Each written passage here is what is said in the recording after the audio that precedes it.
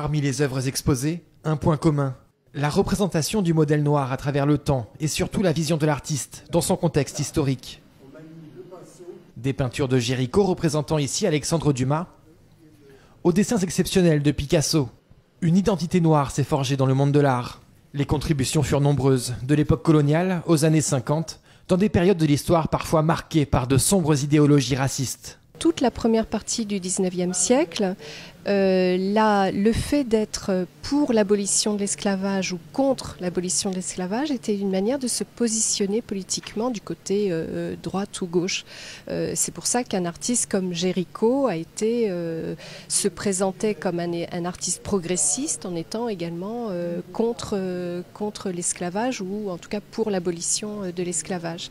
Donc c'est assez intéressant de voir comment beaucoup de tableaux vont représenter des figures noires, comme notamment le radeau de la Méduse, qui est le plus célèbre de Géricault, comme une manière de se placer dans le débat politique. Un nouveau regard donc sur un sujet parfois négligé.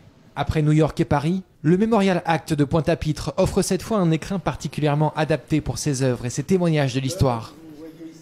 Et la première fois en France qu'une exposition d'art choisit comme sujet la présence et la visibilité des Noirs dans les œuvres, dans l'histoire de l'art. Elle est novatrice en Guadeloupe parce que c'est une première également que ces chefs-d'œuvre patrimoniaux de l'histoire de l'art également puissent être présentés dans nos territoires. Ils sont pour la première fois amenés au public guadeloupéen des œuvres qu'ils n'auraient jamais pu voir à moins de prendre l'avion et de venir au musée d'Orsay de Paris, de venir au musée des Beaux-Arts de Roubaix, de venir à Bordeaux pour voir ces œuvres dans les endroits où elles se trouvent. Le modèle noir de Géricault à Picasso est une exposition à découvrir au Memorial Act du 14 septembre au 29 décembre prochain. Le musée d'Orsay à Paris avait attiré 500 000 visiteurs en 4 mois, preuve que le sujet longtemps boudé est prêt à nourrir de nouvelles réflexions.